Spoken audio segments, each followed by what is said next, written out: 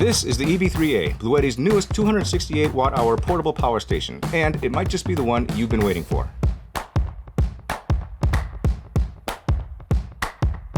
Oh man, look at this display. It's actually useful.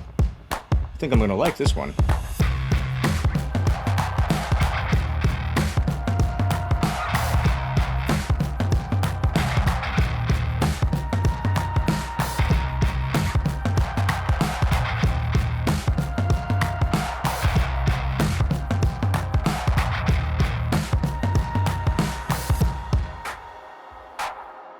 Bluetti has continued to impress me since I got their EB55 model here to replace my Jackery 500 on road trips. The EB3A model, now available for sale as of June 2022, is a 268 watt-hour, 10-pound power station with 9 different outlets that makes it the perfect companion to take on road trips, camping, or for emergency power at home. While it's not perfect, there's a lot to like about this little guy. Let's start with what's in the box. The packaging is pretty Spartan, and in the box you get the power station, an AC charging cable, an instruction manual, and a warranty card. That's it. Conspicuously missing is the hulking large and noisy AC charging brick like the one that came with the EB55 model. That's a good thing. It means that all you need to fast charge the EB3A is this single cable. Using this cable, the unit charges at around 260 watts, meaning you can go from 0 to full in a little over an hour. To me, that's pretty impressive. I'm not a fan of the clunky charger that came with the EB55, so I hope this new single cable feature is something we see more of in the rest of Bluetti's product lineup. One thing I was disappointed in when opening the box was the lack of a DC car or solar charging cable. The EB55 came with both, and I've needed both of them as part of my normal use. So if you're going to pick up an EB3A and plan on charging it with your car or with solar, you're going to need a couple of 8mm adapter plugs. Once you have them though, you can charge the unit through DC at a max rate of 200 watts. So, assuming you can squeeze that kind of charge from your car or solar panel, you can charge this thing up within a couple of hours. Power is stored in the EB3 using lithium iron phosphate or LFP battery technology, which gives you considerably more charge cycles and faster charge times than NMC battery technology like those used in Jackery products. Bluetti guarantees over 2,500 cycles to 80% charge versus, say, Jackery's advertised 500. This advantage of LFP batteries is why I've been choosing them over NMC as of late. Fully charged, you allegedly have 268 watt-hours at your disposal in the EB3A. Let's see how much you actually get. I ran 3 DC drawdown tests using my MakerHawk load tester to see how much juice I can squeeze from the EB3A. Overall, I averaged 215.2 watt-hours, or 80.3% of advertised capacity. I was a little surprised at how low this was. For comparison, for example, I got 87.3 and 90.5% efficiency out of my Bluetti EB55 and the Jackery 500 respectively. Now, this is the first unit of this size that I've tested, and it could be that smaller units are simply less efficient. Or it might have something to do with the fact that the DC power is fully regulated, which means that the output voltage will remain steady at 13.25 volts as the battery discharges. And while this is a great feature for voltage-sensitive devices like portable fridges, it might come at the expense of decreased efficiency. There's always a compromise when it comes to these things. The EB3A has a 600-watt pure sine wave inverter to offer you AC power. Upon testing, the AC efficiency was a little bit more in line with my expectations. I conducted 3 tests using a box fan that pulled about 90 watts, going from fully charged to dead each time. On average, I got 205 watt-hours, which is 76.5% of the rated 268 watts. For comparison, the Bluetti EB55 and Jackery 500 came in at 77 and 82.2% respectively. With over 200 usable watt-hours in both AC and DC, I still think this thing has a good place in my portable power setup. There's 9 different ways to access power on this unit, and that's a lot of options for such a portable device. For run-of-the-mill AC power, you get 2 3-prong outlets that will accommodate up to 600 watts continuous power without dropping voltage.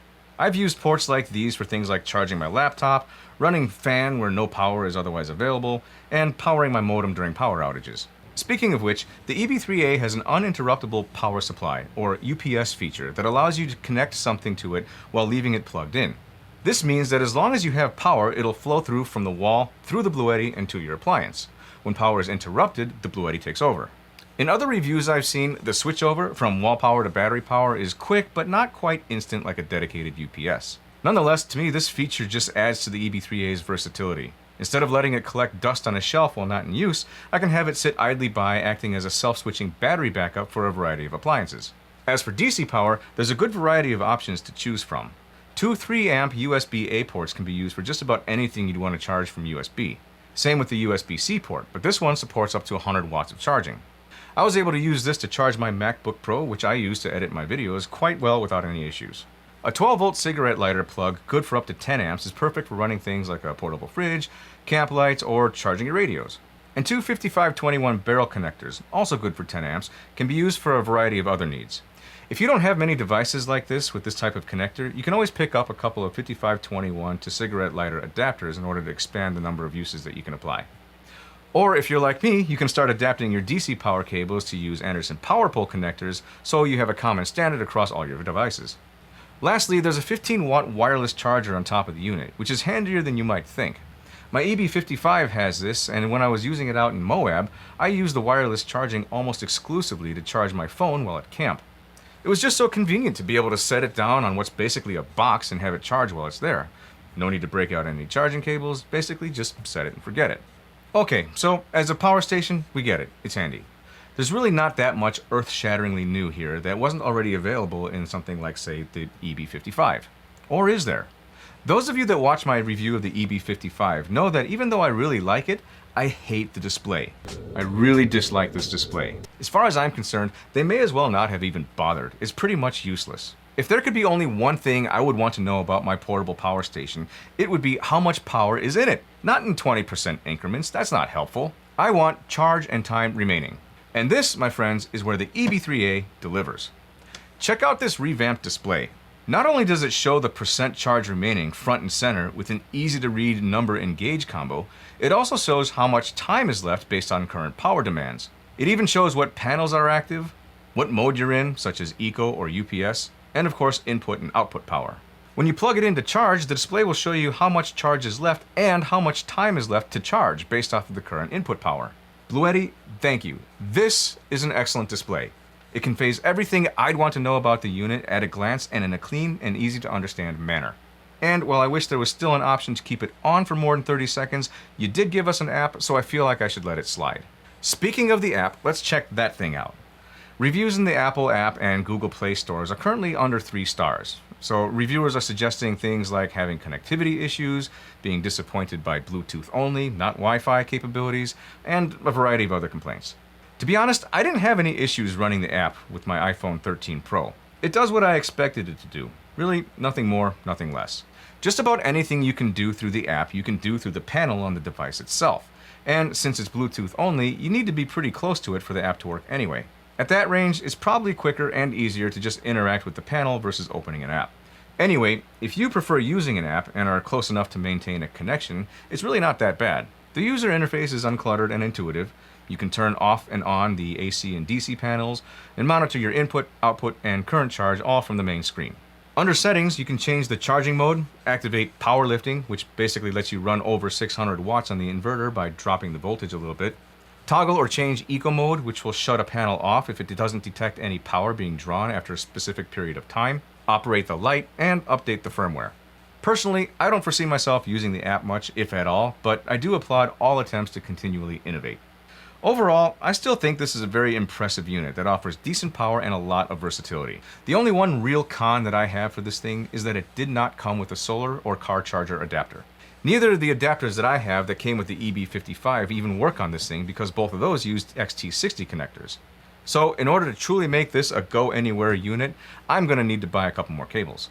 Once I have them though, this might just be my new day trip or weekend power station of choice. And with that UPS feature, I'm thinking I might connect it to a couple of lamps within the house when I'm not using it, so that in the more than likely event of a power failure, room light is only a switch away. You can learn more about the EB3A on Bluetti's website. Here's the link and I'll put it in the description below. You can also find an Amazon affiliate link for this unit in the description below. But be sure to compare prices between Amazon and Bluetti's site in case Bluetti is happening to offer any sales or discounts. If the prices are the same, and if you found this review helpful, use the Amazon link in the description, as affiliate commissions go a long way towards supporting this channel. Thank you for watching, and if there's anything you think I missed, or if you have any questions, please leave them in the comments below. If you like this review, hit that subscribe and notification button so you can be alerted to more reviews in the future. Until the next time, this is Tom the Dilettante saying keep on tinkering and keep on learning. Thanks, and have a good one.